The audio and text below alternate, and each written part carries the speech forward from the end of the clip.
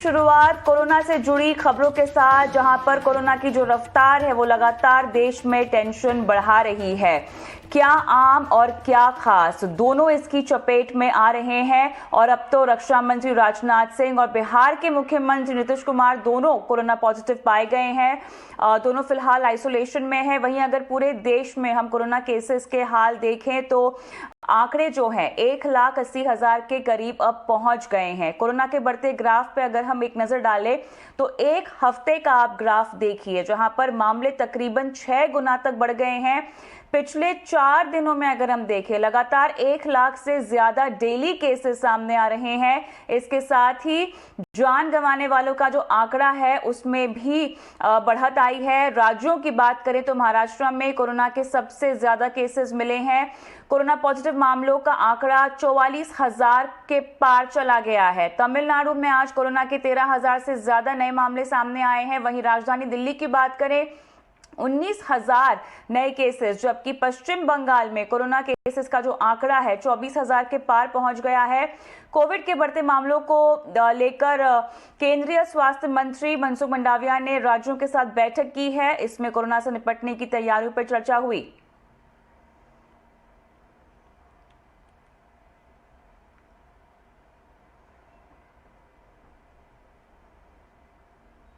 दिल्ली की बात करते हैं, जहां पर कोरोना की रफ्तार कायम है। थोड़ी देर पहले जो आंकड़े आए हैं उसके मुताबिक आपको बता दें 19,000 नए मामले सामने आए हैं दिल्ली में। वहीं संक्रमण दर जो है 24 घंटे के आंकड़े के पास अब पहुंच चुका है। इतना ही नहीं, राजधानी में पिछले साल 1 मई के बाद से किसी एक दिन में संक्रमण के इतने ज्यादा मामले आए हैं। और दिल्ली में आज कोरोना के बढ़ते मामले पर एलजी की अध्यक्षता में डीडीएमए की बैठक भी हुई है। बैठक में फिलहाल दिल्ली में लॉकडाउन नहीं लगाने पर फैसला हुआ है, लेकिन दिल्ली में रेस्टोरेंट्स और बार बंद रहेंगे। टेक अवे की सुविधा जारी रहेगी। तमाम डिटेल्स हमारे सहयोगी दानिश आनंद दे रहे हैं।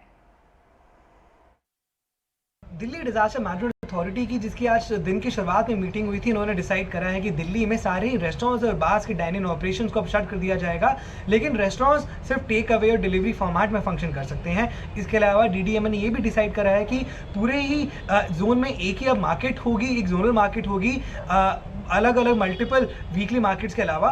सो डीडीएमए ने आज ये बड़े फैसले लिए हैं। इसके अलावा अगर हम मनसुख मंडाविया जी की बात करें, जो हमारे केंद्र के स्वास्थ्य मंत्री हैं, उन्होंने एमपी, राजस्थान, महाराष्ट्र, गोवा, दमन दीवन, दादरा नागर हवेली के हेल्थ मिनिस्टर से आज मीटिंग करी है। इन राज्यों के मिनिस्टर्स को बोला है कि वो कोविड की वेव को लेकर पूरी तरह से तैयार रहें और अपना ऑक्सीजन का बफर स्टॉक को पूरी तरह से तैयार करके रखें। इसके अलावा जो 8 क्रिटिकल मेडिकेशंस हैं कोविड को ट्रीट करने की, उसका भी एक प्रॉपर एप्रोप्रिएट बफर बना के रखें। और जहां पे भी हेल्थ केयर इंफ्रास्ट्रक्चर उनको लगता है वहां पे उसको अपग्रेड करने की जरूरत है, तो उसको सही टाइम रहते ही उसको पूरा कर देना चाहिए। और इसके लिए ECPR2 फंड्स का इस्तेमाल करने का यूनियन हेल्थ मिनिस्टर ने इन स्टेट्स को आदेश दिया है। इसके अलावा ये भी आदेश दिया है कि टेस्ट, ट्रैक और ट्रीट, ये जो 3 T's हैं, इसका पूरी तरह से ये स्टेट्स पालन करें। और जहां तक वैक्सीनेशन की बात आती है, वैक्सीनेशन को भी पुश किया जाए। खासकर चिल्ड्रन में भी 15 to 18 के बीच में वैक्सीनेशन को तो पुश बिल्कुल किया जाए, लेकिन स्टेट्स को ये भी इंश्योर करना है कि जो लोग पार्शियली वैक्सीनेटेड हैं उनका भी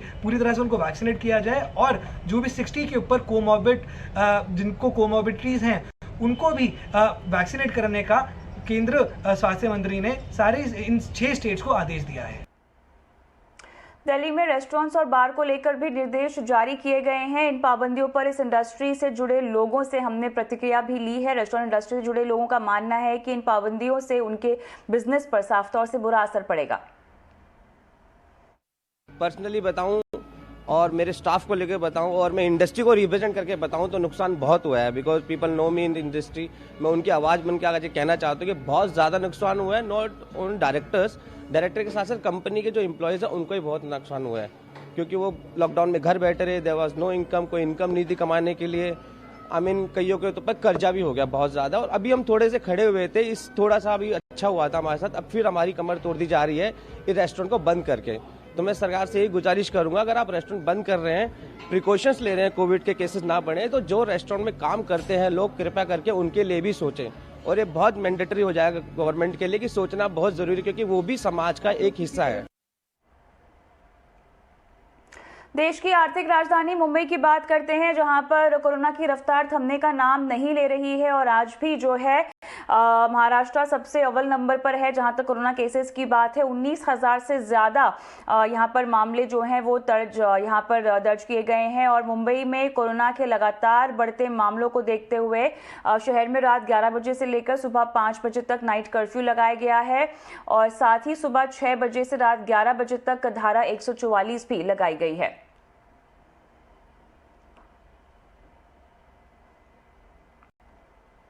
तो देश में सिर्फ कोरोना ही नहीं, नया वेरिएंट ओमिक्रॉन भी तेजी से पैर पसार रहा है और देश में ओमिक्रॉन संक्रमितों की जो संख्या है वो 4,000 के पार चली गई है। स्वास्थ्य मंत्रालय के जरिए जो आंकड़े जारी किए गए हैं उसके मुताबिक महाराष्ट्र इस लिस्ट में सबसे आगे है 1216 केसेस के साथ। दूसरे नंबर पर राजस्थान पहुंच गया है ओमिक्रॉन में। अब तक वहां पर 529 मामले सामने आए हैं। दिल्ली में ओमिक्रॉन की रफ्तार थोड़ी कम दिखाई दे रही है, 513 ओमिक्रॉन केसेस हैं। कर्नाटक में 441 जबकि केरल में 331 मामले सामने आए हैं। उत्तर प्रदेश में मरीजों का आंकड़ा जो है वो तेजी से बढ़ रहा है और 100 के पार पहुंच गया है। राहत की बात यहां पर यह है कि ओमिक्रॉन के 4,000 से ज्यादा मरीजों में से 1,500 लोग रिकवर भी हो चुके हैं।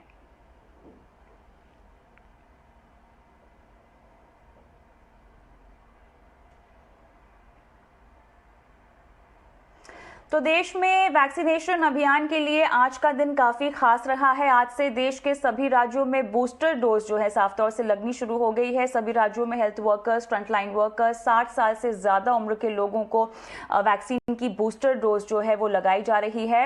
आपके स्क्रीन पर तस्वीरें जो आ रही हैं वो उससे साफ तौर से पता चलता है कि लोग बूस्टर डोज लगवाने के लिए सेंटर पर पहुंचे। स्वास्थ्य मंत्रालय के मुताबिक बूस्टर डोज लेने के लिए नए रजिस्ट्रेशन की जरूरत नहीं है। जिन लोगों ने वैक्सीन की 2 खुराक ले ली है वो किसी भी वैक्सीनेशन सेंटर से जाकर बूस्टर डोज लगवा सकते हैं। हालांकि 60 से ज्यादा उम्र के लोगों उन्हीं को बूस्टर डोज लगाई जाएगी जो गंभीर बीमारी से पीड़ित हैं और जिन्हें डॉक्टर्स ने बूस्टर डोज लगवाने के लिए कहा है।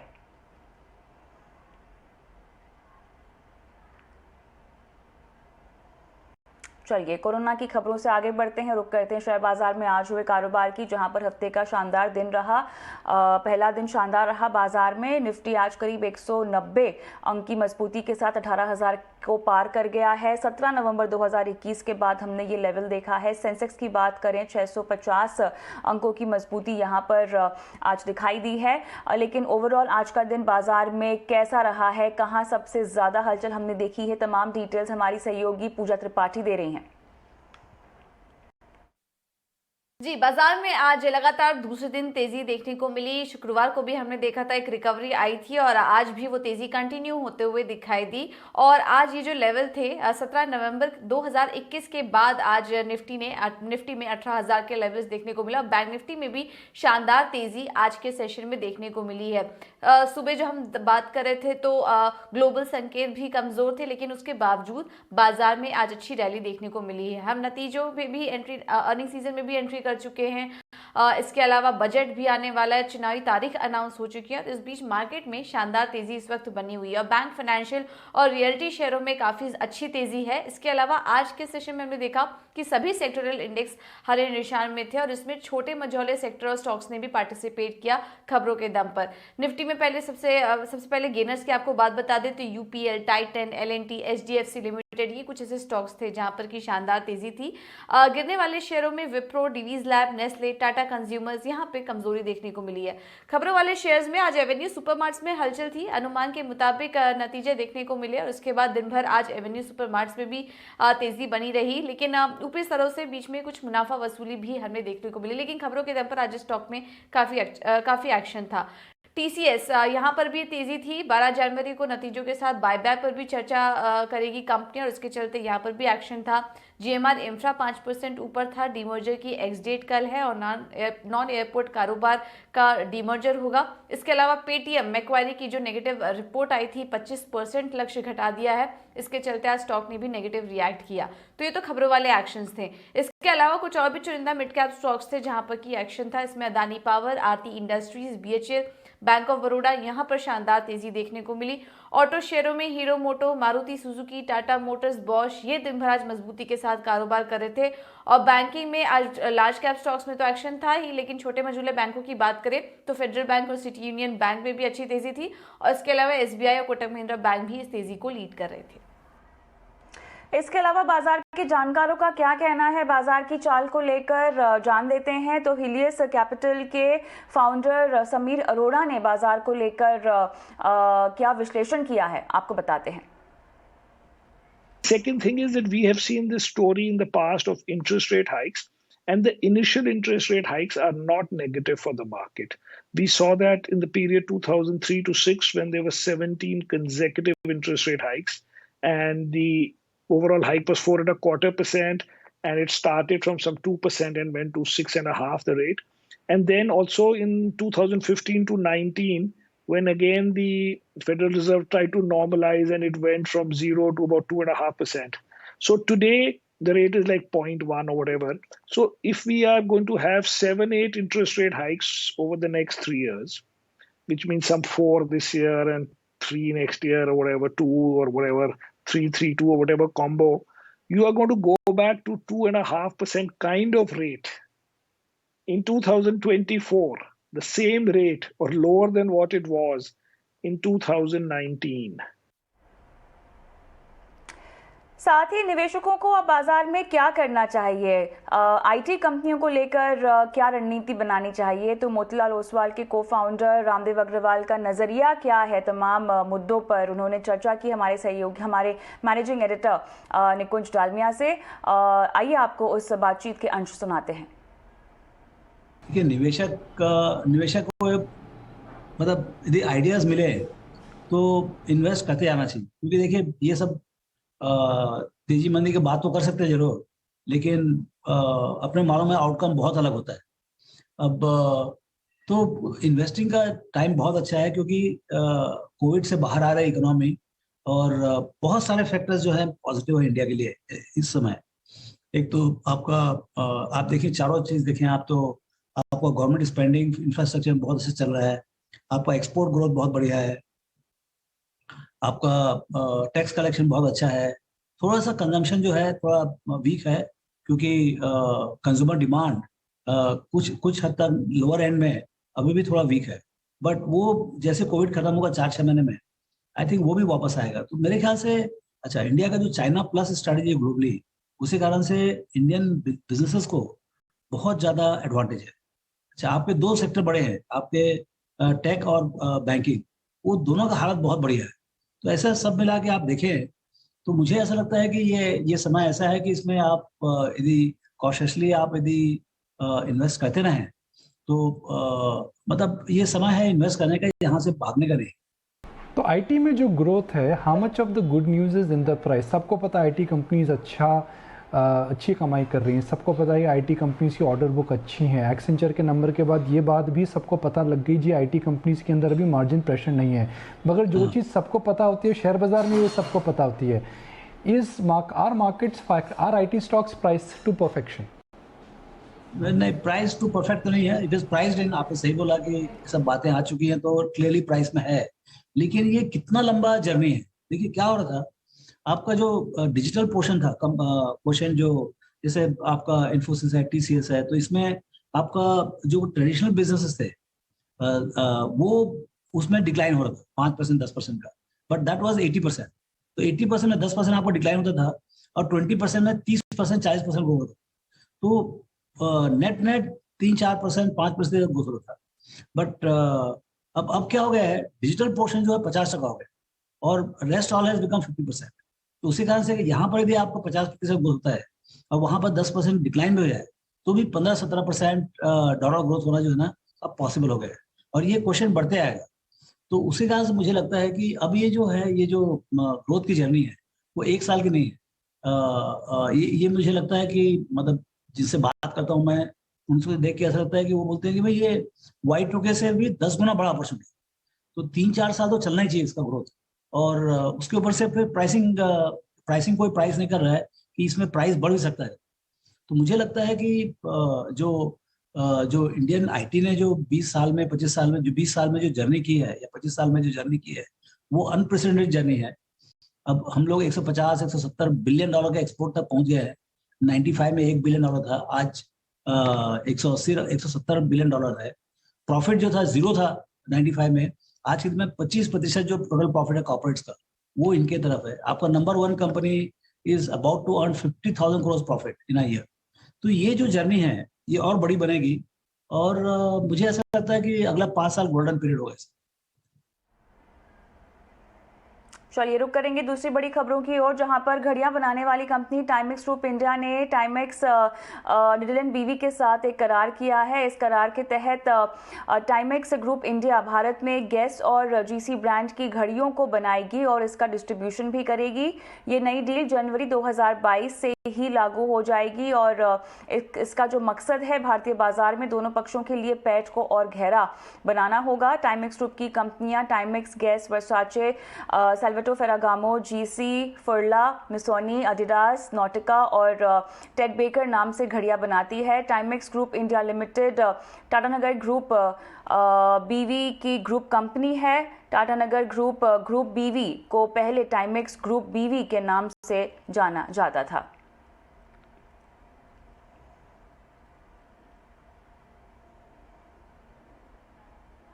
मुंबई कोस्टल रोड प्रोजेक्ट के तहत प्रियदर्शनी पार्क से गिरगांव चौपाटी तक बनाई गई 2 किलोमीटर लंबी सुरंग मार्ग का आज उद्घाटन किया गया और सीएम उद्धव ठाकरे ने वर्चुअली कार्यक्रम में शिरकत की। प्रोजेक्ट में लगे लोगों की तारीफ भी की। आपको बता दें कि मुंबई में सड़क जाम की स्थिति से निपटने के लिए 12,700 करोड़ रुपए की लागत से 8 लेन की कोस्टल रोड प्रोजेक्ट यहां पर पूरा किया जा रहा है। इसे मुंबई कोस्टल रोड प्रोजेक्ट को साल 2023 तक पूरा करने की सरकार की योजना है।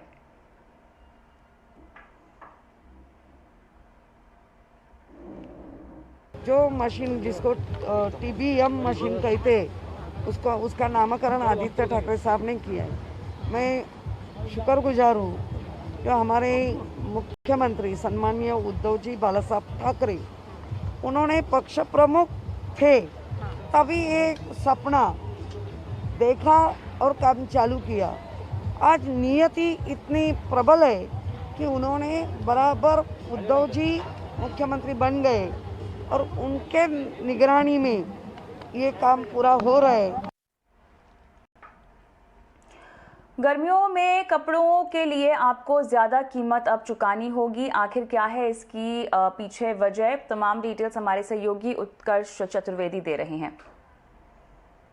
अगर आपने पिछली सेल में कपड़े नहीं खरीदे हैं और आप सोच रहे हैं कि आगे आने वाली गर्मी में अपना फैशन क्वेश्चन थोड़ा बेटर कर लेंगे तो हो सकता है आपके लिए एक बुरी खबर हो, क्योंकि आगे आने वाले गर्मियों में कपड़ों के दाम 5 से 15% तक बढ़ सकते हैं। कैसे और क्यों, देखिए पहले कृतिका अरोड़ा की रिपोर्ट। भले ही केंद्र सरकार ने कपड़ों पर GST के दाम नहीं बढ़ाए हों, लेकिन उसके बाद भी कपड़े महंगे होने जा रहे हैं और गर्मियों के सीजन के कपड़े 15% तक महंगे हो सकते हैं। दरअसल कपड़े बनाने और बेचने वाले दुकानदारों का कहना है कि पिछले 1 साल में प्रोडक्शन में लगभग 25% की बढ़ोतरी हुई है। उसके बावजूद दाम नहीं बढ़ाए जाने से उनको नुकसान हो रहा है, जिसके चलते वो कपड़े के दाम बढ़ाने को मजबूर हैं। ब्रांड्स कहते हैं कि कॉटन, यार्न और फैब्रिक का प्राइस बहुत ज़्यादा बढ़ गया है और इनफैक्ट उनके लिए फ्रेट कॉस्ट भी 300-400% तक बढ़ चुकी है। तो इसलिए ये बहुत ज़रूरी हो गया है ब्रांड्स के लिए कि अब इस कॉस्ट को कस्टमर्स तक पास ऑन किया जाए, क्योंकि अब वो इस सिचुएशन में नहीं है ब्रांड्स कि वो इसको और ज़्यादा एब्जॉर्ब कर सके।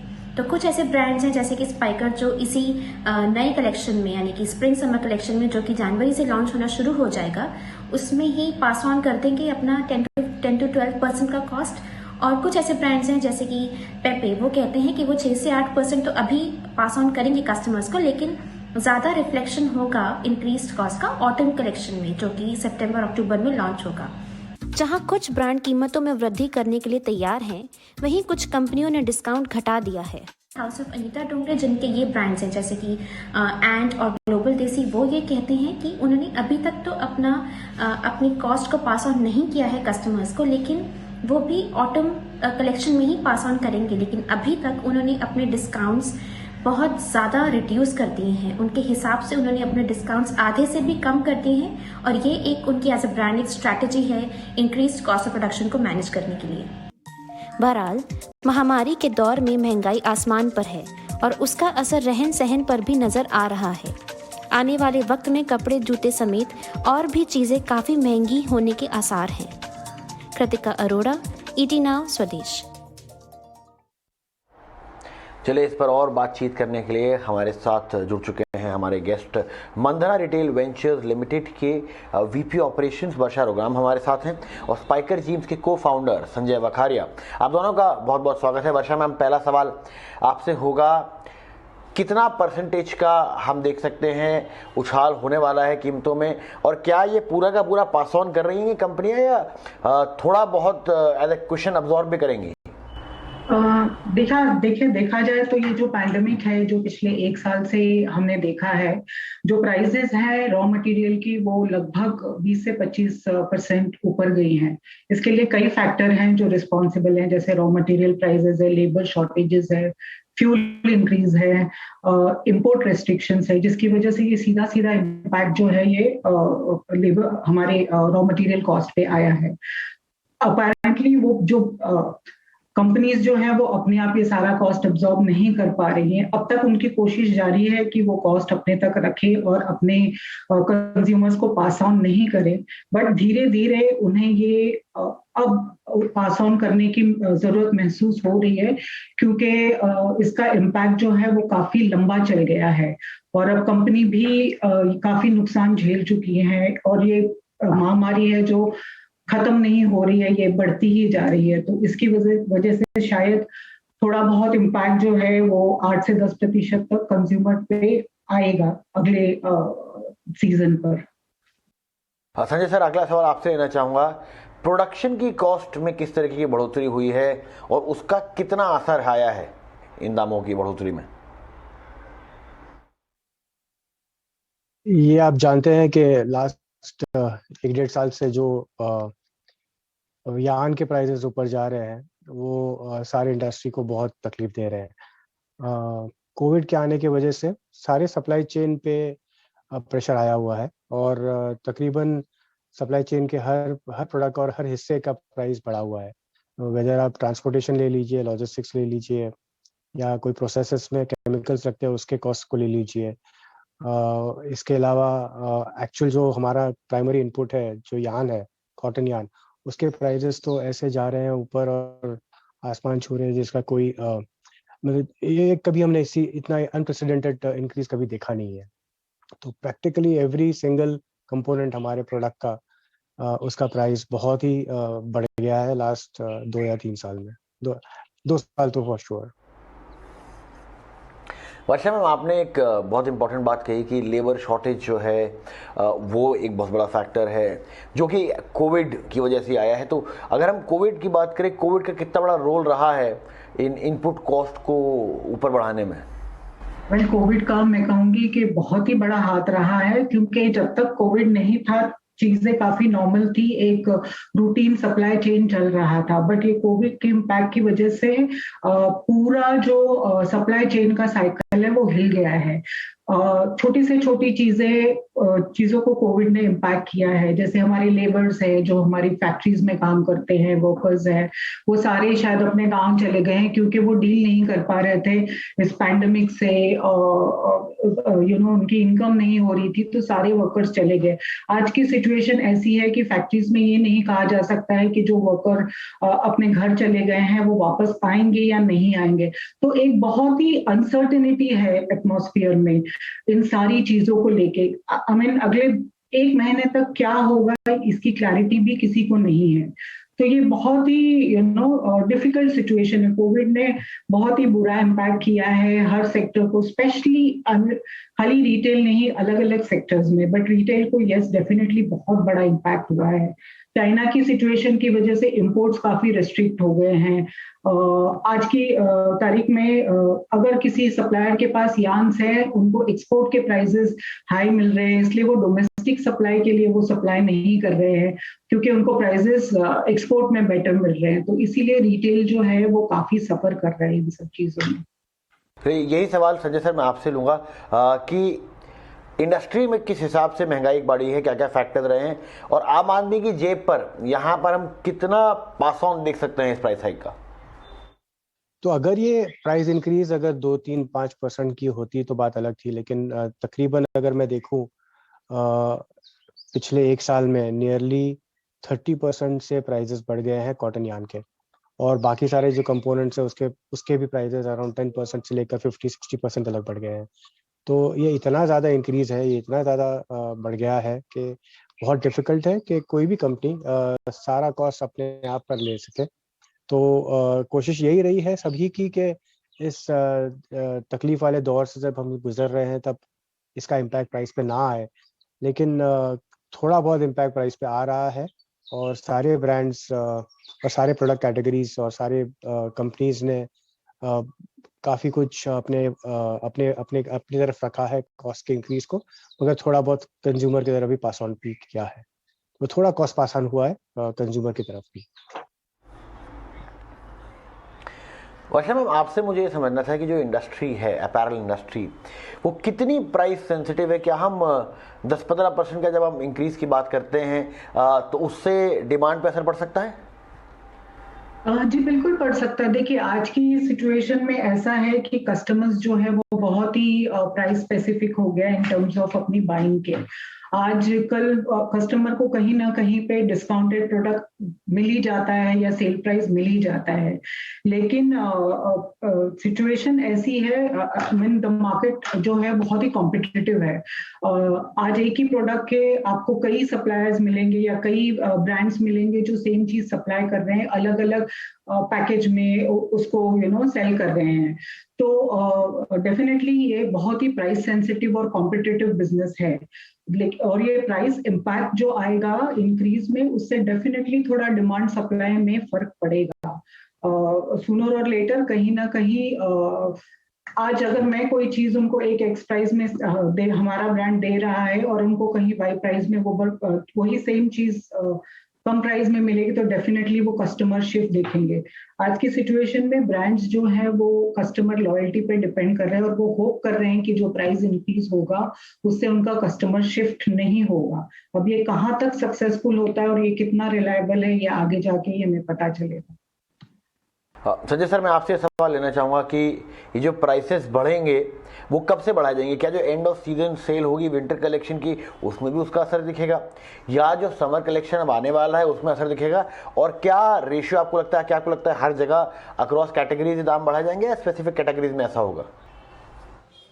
सो हम आज बैठे हैं तो हम लोग ऑटम विंटर के एंड में बैठे हैं और आगे हमारे स्प्रिंग समर कलेक्शन है।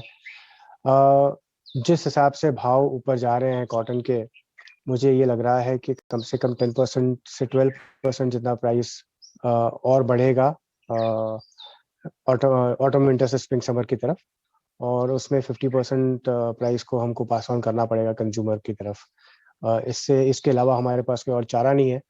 हम नहीं चाहते कि प्राइस बढ़े, मगर ये इतना ज़्यादा इंक्रीज है कि किसी भी PNL इस इंक्रीज को झेल नहीं पाएगा, इसके सिवाय के पास ऑन किया जाए।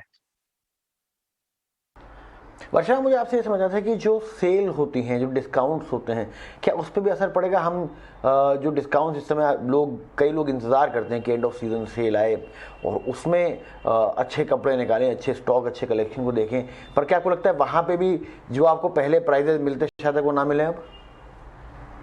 देखिए जो रॉ मटेरियल प्राइसेस या जो कॉटन प्राइसेस का इम्पैक्ट आया है वो कहीं ना कहीं अब तक के ब्रांड्स अपने आप में अब्जॉर्ब कर रहे हैं, वो कंज्यूमर्स को पास ऑन नहीं कर रहे हैं, क्योंकि ये इतना बड़ा गैप है जो अचानक से वो लोग अपने कंज्यूमर्स को पास ऑन नहीं कर सकते हैं। सो ये जो शिफ्ट होगा ये धीरे धीरे होगा। तो इसकी सबसे कई ब्रांड्स ये स्ट्रैटेजी ऑलरेडी यूज कर रहे हैं, जहाँ पे डिस्काउंटिंग हो रही है, वहां पे जहाँ पहले देखा जाता था कि फ्लैट 50% डिस्काउंट हो रहा है, फ्लैट 60% डिस्काउंट हो रहा है, तो इस बार जो डिस्काउंट हमने मैक्सिमम ऑब्जर्व किया है वो 30% पर जा रहा है, उससे ज्यादा ब्रांड्स को डिस्काउंट ऑफर नहीं कर रहे हैं। तो कई ब्रांड्स की ये स्ट्रैटेजी है कि ये जो प्राइस शिफ्ट हुआ है या जो प्राइस चेंज हुआ है उसको ये इस तरह से कवर करे जहां पे डिस्काउंटिंग फैक्टर को कम किया जाए, ताकि थोड़ा बहुत जो कॉस्ट का इम्पैक्ट है वो कवर किया जा सके। तो डेफिनेटली डिस्काउंट पे इसका थोड़ा बहुत असर तो आपको देखने मिलेगा। स्वदेश आवर में रुकेंगे एक ब्रेक के लिए, ब्रेक के उस पार मनी मंत्रा।